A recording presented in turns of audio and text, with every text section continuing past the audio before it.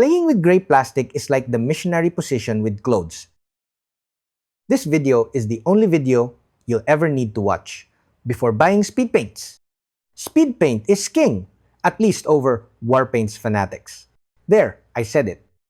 I love speed paints for a few years now, but the new releases of war paints fanatics, such as the John Blanche Masterclass paint sets and the historical sets, made it hard for me to declare speed paints the king over regular acrylics.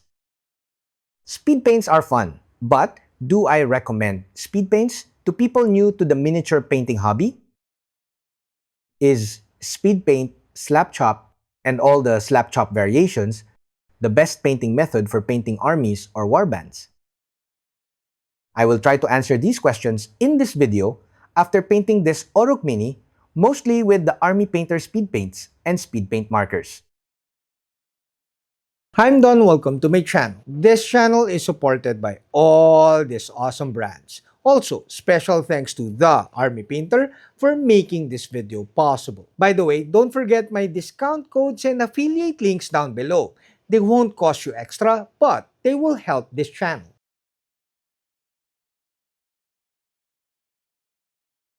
Oh, by the way, if you like green skins, you might like this upcoming Goblin Fest Kickstarter campaign in collaboration with Print Legend Studio.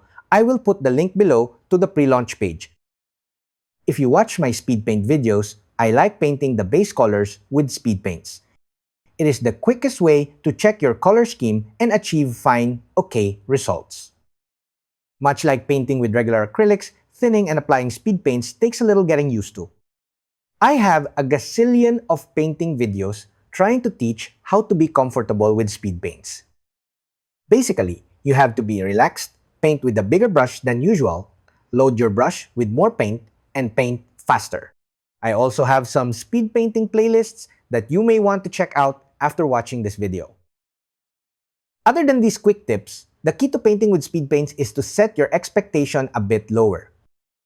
Painting with speed paints or contrast paints gives you less control than painting with regular acrylics. Less control could mean more imperfections or less contrast than you expected. Less control means that you have to work around with this nuance.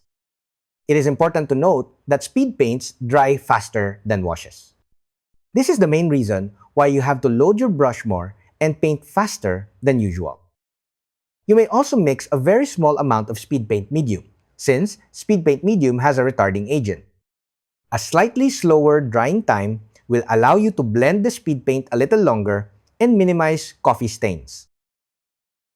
Unlike water, speed paint medium adds more transparency to any speed paint without changing its consistency. This means a speed paint diluted with speed paint medium will still behave like regular speed paint, but with less opacity and saturation. Thinning or diluting speed paints with water, on the other hand, will make the speed paint act more like a wash. You want this, especially for the second pass, when you want less filtering but more contrast. A wash and speed paint diluted with water will settle more into crevices and recessed details, thus adding more contrast. I hate to say this, but using speed paints primarily as a wash is actually better than war paints fanatic washes, if you don't mind thinning them. Speed paints always dry to a nice matte finish, making them a superior wash over regular ink-based washes. Ink-based washes like Citadel Shades and Warpaint's Fanatic washes tend to dry to a satin finish, especially whenever the wash is applied too thick or not allowed to dry properly.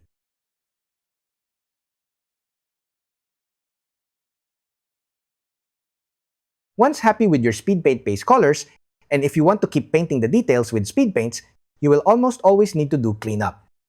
You need white paint or a white marker with good coverage for the cleanup.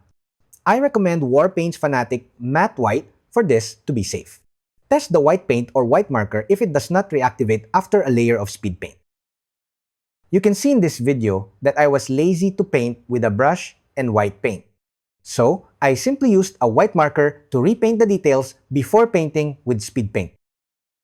Since I enjoyed painting with the white marker, I figured I might as well use my speed paint markers. It takes more effort to create contrast with speed paint markers than with regular speed paints.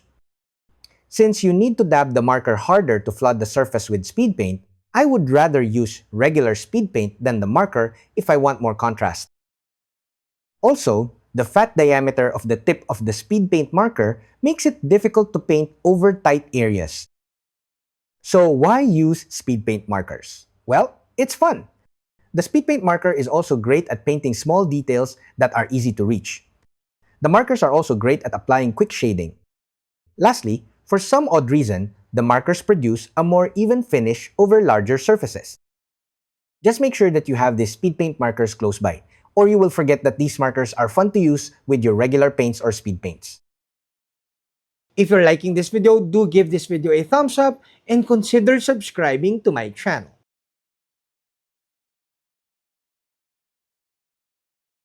You can see in the video right now how this oruk looks before the painting of some quick highlights. If you like this result, speed paint is definitely for you. This oruk was painted in less than 30 minutes. A quick and fun painting method in 30 minutes. What I really like about painting with speed paints is that they dry to a nice, thin, and matte finish. The matte finish, even without a quick coat of matte varnish, is the perfect base if you intend to do more layering.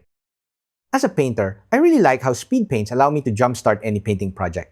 Most of the time, even if you know your colors, painters tend to plan their painting too much. Speed paint as a tool helps you dive into any painting project without over-planning.